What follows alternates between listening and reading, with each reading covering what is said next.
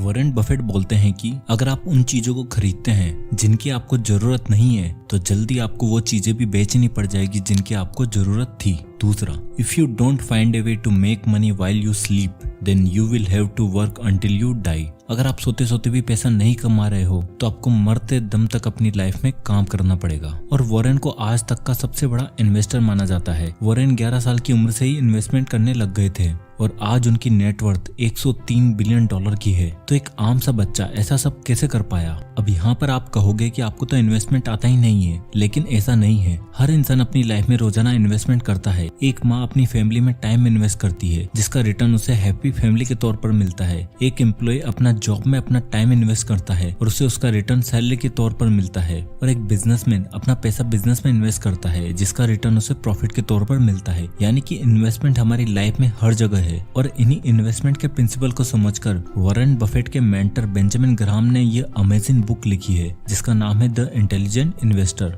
1949 में ये बुक लिखी गई थी और वॉरेन बोलते हैं कि आज भी यह बुक इन्वेस्टमेंट पर लिखी गई बुक्स में से अभी तक की सबसे बेहतरीन बुक है और इसके प्रिंसिपल आज भी उतने ही कारगर हैं और इसलिए ही इसे इन्वेस्टमेंट की दुनिया की बाइबल कहा जाता है। तो जानते हैं कि आखिर इस बुक में ऐसा है क्या? तो आज मैं आपको इस बुक से 7 ऐसे लेसन्स बताने वाला हूँ जिससे आपको इन्वेस्टमेंट से रिलेटेड बहुत सारे सवालों के आंसर मिलने वाले हैं। तो दोस्तों इस वीडियो को एंड तक जरूर देखिएगा। Lesson number 1, investor versus speculator. Investment की दुनिया में 2 तरह के लोग होते हैं, एक इन्वेस्टर और दूसरे स्पेक्यूलेटर। जिन्हें आमतौर पर हम इन्वेस्टर समझते हैं वह असल में स्पेक्यूलेटर होते हैं, क्योंकि जब भी कोई स्टॉक खरीदता है तो हम उसे इन्वेस्टर का दर्जा दे देते हैं, अब चाहे मार्केट में उसने कोई रिसर्च करी हो या फिर नहीं। स्पेक्यूलेटर वो लोग होते हैं जो मार्केट ट्रेंड को देखकर स्टॉक खरीदते हैं, यानी कि वो मार्केट में अपना लक आजमाते हैं। और ये गैम्बलिंग से कम नहीं है, क्योंकि स्पेक्यूलेटर अपना लक आजमाने के लिए पैसा लगाते हैं और अगर मार्केट ऊपर जा रहा होता है तो वो अपनी औकात से ज्यादा मार्केट में पैसा लगा देते हैं, जिससे उन्हें काफी लॉस भी हो सकता है। जबकि दूसरी तरफ इन्वेस्टर वो होते हैं जिनमें ये 3 क्वालिटीज होती हैं।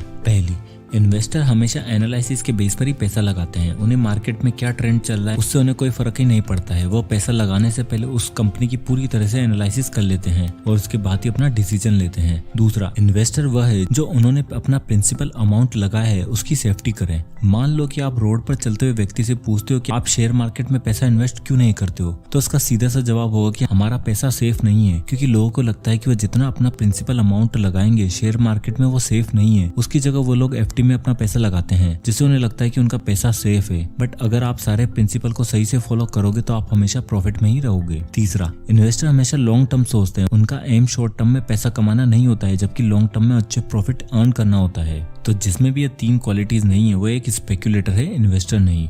और ग्राहम बोलते हैं कि अगर आपको स्पेक्यूलेशन करना ही है तो अपने टोटल पोर्टफोलियो से केवल 10% ही आप स्पेक्यूलेशन में लगाएं, उससे ज्यादा बिल्कुल भी नहीं। Lesson number 2, defensive versus aggressive versus enterprising investor. 3 तरह के लोग मार्केट में पैसा इन्वेस्ट करते हैं। पहले होते हैं डिफेंसिव इन्वेस्टर।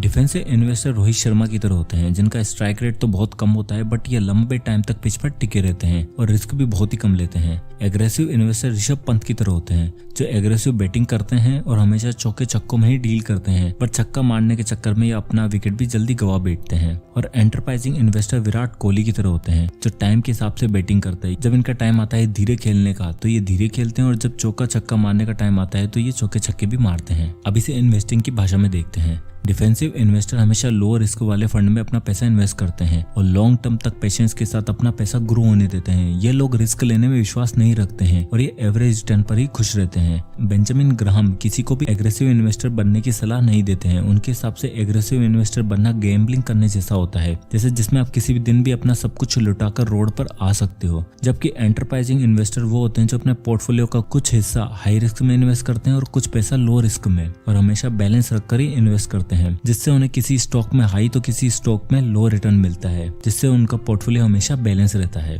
बात आती है कि आपको कितना रिस्क लेना है। ये आपकी एज पर और आपकी लाइफ में जो हालात हैं उस पर डिपेंड करता है। मान लो कि आपकी एज 25 साल है तो आपके पास अभी पूरी लाइफ पड़ी है और आप शेयर मार्केट के डिटेल में नॉलेज ले सकते हो, तो आप एक एंटरप्राइजिंग इन्वेस्टर बन सकते हो। बट इसके लिए आपको टाइम निकालकर पूरी स्टडी करनी होगी, और अगर आपके पास टाइम नहीं है तो आप एक डिफेंसिव इन्वेस्टर बन सकते हो जिसमें आप अपना पैसा लो रिस्क में लगाओगे। हाँ, हो सकता है कि आपको आपके हिसाब से रिटर्न न मिले, बट आपको लॉस भी नहीं होगा और आप एक एवरेज रिटर्न अर्न कर पाओगे। Lesson number 3, defensive portfolio. अगर आपने डिफेंसिव इन्वेस्टर बनने का फैसला ले लिया है तो आइए देखते हैं कि बेंजामिन ग्राहम आपको किन कंपनीज में पैसा लगाने के लिए बोलते हैं। पहला, invest in large companies. Ben Graham बोलते हैं कि आपको बड़ी कंपनियों में पैसा इन्वेस्ट करना चाहिए क्योंकि लॉन्ग रन में ये आपको अच्छा रिटर्न देती हैं, जबकि छोटी कंपनियां काफी रिस्की होती हैं। दूसरा, स्ट्रॉन्ग फाइनेंशियल कंडीशन। आपको ऐसी कंपनियों में इन्वेस्ट करना चाहिए जिनकी फाइनेंशियल कंडीशन अच्छी हो और उनके करंट एसेट उनकी लायबिलिटी से दुगने हो और उसके डेप्थ और अर्निंग के बीच में 2:1 का रेशियो होना चाहिए। तीसरा, अर्निंग स्टेबिलिटी। पिछले 10 सालों में कंपनी ने कोई भी बड़ा लॉस न उठाया हो और कुछ न कुछ प्रॉफिट हमेशा जरूर कमाया हो। Number 4, dividend record. कंपनी ने पिछले 15-20 सालों में लगातार अपने इन्वेस्टर को डिविडेंड पे किया हो। पांचवा, अर्निंग ग्रोथ। कंपनी का प्रॉफिट हर साल बढ़ते रहना चाहिए और पिछले 10 सालों में 33% का ग्रोथ होना जरूरी है, बट इंडिया के इन्फ्लेशन को देखते हुए ये ज्यादा होना चाहिए। नंबर 6, मॉडरेट पी रेशो, यानी कि कंपनी का करंट शेयर प्राइस उसके पिछले 10 सालों के रिटर्न से 15 गुना से ज्यादा नहीं होना चाहिए, वरना आप उस स्टॉक्स को उसके एक्चुअल वैल्यू से ज्यादा खरीद रहे हो, जिससे आपको फ्यूचर में होने वाला रिटर्न काफी कम होने वाला है। अब आता है लेसन नंबर 4, एंटरप्राइजिंग इन्वेस्टर। तो अगर आपको एंटरप्राइजिंग इन्वेस्टर बनना है तो आपके अंदर पेशेंस होना चाहिए, आप हमेशा सीखते रहने चाहिए और आपको बहुत सारा टाइम इन्वेस्ट करना पड़ेगा, तभी आप एक अच्छे एंटरप्राइजिंग इन्वेस्टर बन पाओगे। क्योंकि अपना पोर्टफोलियो हमेशा बैलेंस करके चलते हैं, ये लो रिस्क वाले स्टॉक भी खरीदते हैं और हाई रिस्क वाले भी, बट इसके लिए आपको बाकी लोगों से ज्यादा मेहनत करनी पड़ेगी, ज्यादा टाइम देना पड़ेगा, ज्यादा नॉलेज लेनी पड़ेगी, तभी आप कम प्राइस में अच्छे रिटर्न अर्न कर पाओगे। तो आपको इन 4 चीजों को करना होगा। Number 1, go against the market, यानी कि जब सब लोग मार्केट के नीचे आने के डर से अपने शेयर बेच रहे हो उस टाइम आप शेयर खरीदो, और जब सारे लोग मार्केट के ऊपर जाने पर लालची बनकर शेयर खरीद रहे हो तब आप बेचो। नंबर 2, ग्रोथ स्टॉक खरीदना। बेंजामिन ग्राहम डिफेंसिव इन्वेस्टर को इसमें हाथ डालने के लिए मना करते हैं क्योंकि इन स्टॉक्स को एनालिसिस करने के लिए आपको ज्यादा रिसर्च और टाइम देना पड़ता है, जबकि एंटरप्राइजिंग इन्वेस्टर अच्छी रिसर्च करते हैं, उनके पास प्रॉपर टाइम होता है तो वो इन ग्रोथ स्टॉक में कुछ पैसा इन्वेस्ट कर सकते हैं। ये ऐसे स्टॉक्स होते हैं जो हाई रिटर्न देते हैं, बट ऐसे स्टॉक्स को ढूंढना थोड़ा मुश्किल होता है क्योंकि इसके लिए आपको काफी रिसर्च करनी पड़ेगी। Number 3, buy bargain stocks. ये ऐसे स्टॉक्स होते हैं जो अच्छी कंपनी की तो होते हैं बट किसी कारण से ये सस्ते में मिल रहे होते हैं, यानी कि इनके शेयर्स का मार्केट प्राइस तो कम होता है, लेकिन जब आप इनकी इंट्रिंसिक वैल्यू निकालोगे तो ये बहुत ज्यादा होती है। अब किसी भी कंपनी की इंट्रिंसिक वैल्यू कैसे निकालते हैं हम ये अब आगे के आने वाले वीडियोस में देखेंगे, इसलिए हमारे चैनल को सब्सक्राइब जरूर करके रख लीजिएगा। नंबर 4, स्पेशल केसेस को खरीदना। इनमें ऐसे स्टॉक्स आते हैं जिन्हें कोई छोटी कंपनियों को कोई बड़ी कंपनी खरीदने वाली हो, जिससे आगे जाकर इनके भाव बढ़ जाते हैं। अब आता है लेसन नंबर 5, मिस्टर मार्केट।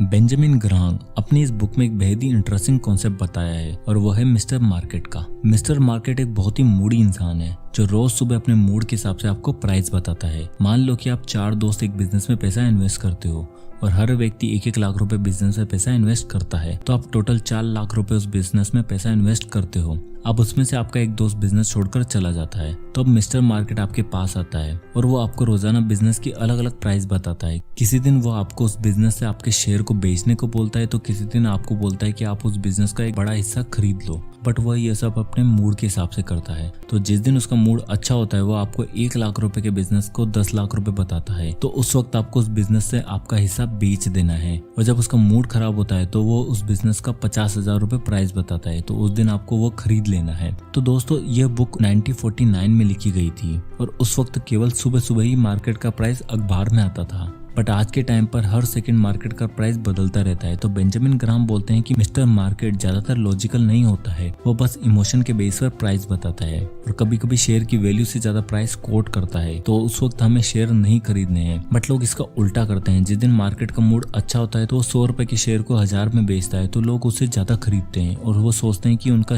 1000 रुपए का शेयर 5000 का हो जाएगा। और जिस दिन मार्केट का मूड खराब होता है तो डर के कारण लोग उस शेयर को बेचना स्टार्ट कर देते हैं, जिससे उन्हें काफी नुकसान भी होता है। तो दोस्तों हमें शेयर तभी खरीदने हैं एक्चुअल प्राइस से कम में बिक रहे हो, कभी भी मार्केट के मूड पर डिपेंड होकर पैसा इन्वेस्ट नहीं करना है। Lesson number 6, margin of safety. दोस्तों मान लो कि आपको बाजार से 100 रुपए का सामान लाना है, तो क्या आप घर से 100 रुपए लेकर ही निकलोगे क्या? वैसे ज्यादातर लोग तो 100 रुपए लेकर ही निकलेंगे, बट आपको हमेशा मार्जिन ऑफ सेफ्टी का ध्यान रखना है। मान लो कि एक लिफ्ट 5 लोगों का वेट कैरी कर सकती है, तो क्या लिफ्ट बनाने वाला लिफ्ट को वैसे ही बनाएगा कि वो केवल 5 लोगों का ही वेट कैरी कर सके?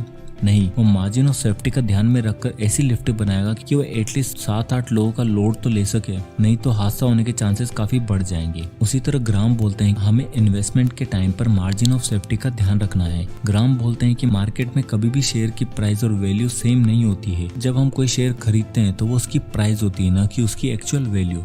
अगर कोई शेयर मार्केट में 100 रुपए का मिल रहा है तो हमें मार्जिन ऑफ सेफ्टी का ध्यान में रखते हुए उसे 66 रुपए से ज्यादा में नहीं खरीदना है, क्योंकि अगर आप उसकी एक्चुअल वैल्यू से कम में नहीं खरीदोगे तो वो आपको कभी भी प्रॉफिट नहीं देने वाला है। और हमें मार्केट प्राइस को उसकी एक्चुअल वैल्यू कंसिडर नहीं करनी चाहिए। Lesson number 7, market and inflation. अब दोस्तों यहाँ पर ज्यादातर लोगों को लग रहा होगा कि यार कौन इतनी स्टडी करे, कौन इतना दिमाग लगाकर मगजमारी करे, क्यों ना हम सीधा सा पैसा एफडी में ही लगा दें। कम से कम हमें अपना प्रिंसिपल अमाउंट तो सेफ रहेगा और कोई रिस्क भी नहीं रहेगी। और यहाँ पर लोग इन्फ्लेशन को इग्नोर कर देते हैं, उस पर वो ध्यान ही नहीं देते हैं। खासकर इंडिया में इन्फ्लेशन का बहुत ही बड़ा रोल होता है। जो चीज आज से कुछ साल पहले 10 रुपए की मिलती थी वह आज 50 रुपए की मिलती है। और पेट्रोल के भाव तो आप सबको पता ही है। तो इंडिया में इन्फ्लेशन का रेट 7 से 8% का रहता है और एफडी पर इंटरेस्ट रेट अब केवल 5 से 6% ही रह गया है। मतलब कि आपका पैसा हर साल कम होते जा रहा है और आपको पता भी नहीं चल रहा है। अब चाहे आप एफडी में ही क्यों ना इन्वेस्ट करें, अगर आपके पास आज 100 रुपए हैं और आप उसे संभाल कर रख देंगे तो हम सोचते हैं कि 3 साल बाद भी 100 रुपए ही रहेंगे, जबकि 3 साल बाद उनकी कीमत कम हो जाएगी, क्योंकि महंगाई इतनी बढ़ती जा रही है। और बट लोगों को ये दिखता नहीं है, इसलिए लोग इस पर ध्यान ही नहीं देते हैं। आप एक्चुअल में पैसे को तभी बढ़ा सकते हैं जब आपका रिटर्न आपके इन्फ्लेशन को बीट कर सके, नहीं तो हर साल आपकी वेल्थ बढ़ने की जगह घटती जा रही है। तो दोस्तों ये थे 7 प्रिंसिपल द इंटेलिजेंट इन्वेस्टर इस बुक से। तो चलिए अब इस पूरे वीडियो को समराइज कर देते हैं। सबसे पहला प्रिंसिपल आता है इन्वेस्टर वर्सेस स्पेक्युलेटर। बेंजामिन ग्राहम बोलते हैं कि इन्वेस्टर और स्पेक्युलेटर में सबसे मेन डिफरेंस ये है कि जो लोग स्पेक्युलेटर होते हैं वो मार्केट ट्रेंड को देखकर पैसा इन्वेस्ट करते हैं और अपना लक आजमाते हैं, जो कि काफी रिस्की है और आप अपना पैसा खो भी सकते हो। जबकि जो लोग इन्वेस्टर होते हैं वो अपना पैसा मार्केट ट्रेंड या इमोशन के बेस पर नहीं, जबकि कंपनी की अच्छी तरह से एनालिसिस करके ही पैसा लगाते हैं। और ये लोग अपने प्रिंसिपल अमाउंट की पूरी तरह से सेफ्टी रखते हैं और लॉन्ग टर्म इन्वेस्टिंग में विश्वास रखते हैं। इन्हें पता है जो लोग रातों रात अमीर बनने का सोचते हैं वो लोग आसमान से जल्दी नीचे जमीन पर आकर गिर जाते हैं। सेकंड प्रिंसिपल में हमने 3 तरह के इन्वेस्टर के बारे में देखा था, डिफेंसिव, अग्रेसिव और एंटरप्राइजिंग इन्वेस्टर। बेंजामिन ग्राहम किसी को भी अग्रेसिव इन्वेस्टर बनने की सलाह नहीं देते हैं, क्योंकि आप हर बॉल पर 6 मारने जाओगे तो डेफिनेट है कि आप आउट होने के चांसेस भी बहुत ही ज्यादा हैं। इसलिए ग्राहम बोलते हैं कि आपको मार्केट में रिस्की स्टॉक नहीं खरीदने हैं, क्योंकि वह रिटर्न तो अच्छा देते हैं बट उसमें आपका पैसा डूबने के चांसेस भी काफी ज्यादा हैं। अगर आपके पास खूब टाइम है और आप काफी डिटेल में एनालिसिस कर सकते हो तो आपको एंटरप्राइजिंग इन्वेस्टर बनना चाहिए और अपना कुछ पैसा हाई रिटर्न वाले स्टॉक्स में और कुछ पैसा लो रिस्क वाले स्टॉक्स में लगाना चाहिए, जिससे कि आप अपना पोर्टफोलियो बैलेंस कर सकें। और अगर आपके पास बहुत ज्यादा टाइम नहीं है तो आपको डिफेंसिव खेलना है, कोई भी रिस्क नहीं लेनी है, तो आप एक एवरेज रिटर्न ले सकते हो। तीसरे प्रिंसिपल में हमने डिफेंसिव पोर्टफोलियो के बारे में देखा कि अगर आपको एक डिफेंसिव इन्वेस्टर बनना है तो आपको ऐसी कंपनियों को चूज करना है जो काफी बड़ी हो, लंबे समय से ग्रो कर रही हो, अपना डिविडेंड भी टाइम पर देती हो और साथ ही साथ इनके जो एसेट्स हैं उनकी लायबिलिटी से दुगने होने चाहिए, जिससे कि आपका पैसा ऐसी कंपनियों में सेफ रहे। फोर्थ प्रिंसिपल में हमने एंटरप्राइजिंग इन्वेस्टर के बारे में देखा था। ये ऐसे इन्वेस्टर होते हैं जो बिल्कुल विराट कोहली की तरह बैटिंग करते हैं, मतलब कि जब टाइम आता है तो धीरे खेलते हैं और जब तेज रन बनाने की जरूरत होती है तो चौके छक्के भी मारते हैं। इन शॉर्ट ये अपना पोर्टफोलियो बैलेंस रखते हैं, क्योंकि ऐसे लोगों के पास काफी टाइम होता है अपनी स्किल पर काम करने का, स्टडी करने का और अच्छे स्टॉक्स को पिक करने का। इसलिए लो रिस्क स्टॉक में पैसा लगाने के साथ साथ कुछ ऐसे ग्रोथ स्टॉक्स भी पिक करते हैं जो इन्हें हाई रिटर्न दे। बट ऐसे स्टॉक्स में पैसा लगाने से पहले ये मार्केट की अच्छे से स्टडी करते हैं, नहीं तो ऐसे स्टॉक्स में इन्हें काफी नुकसान भी हो सकता है। पांचवें प्रिंसिपल में हमने मिस्टर मार्केट के बारे में पढ़ा। मिस्टर मार्केट बहुत ही मूडी किस्म का इंसान है। किसी दिन ये खुश होता है तो किसी दिन सैड। जिस दिन ये खुश होता है तो ये मार्केट जिस स्टॉक की प्राइस 100 रुपए है तो उसे 1000 रुपए में कोट करता है और उस वक्त आपको अपने स्टॉक्स बाय नहीं करने हैं जबकि सेल कर देने हैं। और जिस दिन इसका मूड खराब होता है तो उस वक्त ये अपने स्टॉक्स की प्राइस को 100 रुपए से कम 50 रुपए में कोट करता है। उस वक्त आपको ये 50 रुपए में शेयर खरीद लेने हैं। तो हमें मिस्टर मार्केट के मूड को देखते हुए एक्शन लेना है और हम कभी भी पूरी लाइफ में लॉस नहीं खाएंगे। 6 प्रिंसिपल में हमने मार्जिन ऑफ सेफ्टी के बारे में देखा। बेंजामिन ग्राहम बोलते हैं कि आपको हमेशा मार्जिन ऑफ सेफ्टी लेकर चलना है। मान लो कि आप किसी भी कंपनी के एक शेयर की इंट्रिंसिक वैल्यू 100 रुपए निकालते हो तो आपको मार्जिन ऑफ सेफ्टी लेते हुए उस शेयर को तभी खरीदना है जब उसकी प्राइस 66 से 70 रुपीज के बीच में हो, उससे पहले नहीं, क्योंकि अगर आप उसकी एक्चुअल वैल्यू से ज्यादा में खरीदोगे तो ये शेयर इन फ्यूचर में आपको कभी प्रॉफिट नहीं देंगे, क्योंकि आपने इनको इनकी इंट्रिंसिक वैल्यू से ज्यादा में खरीदा है।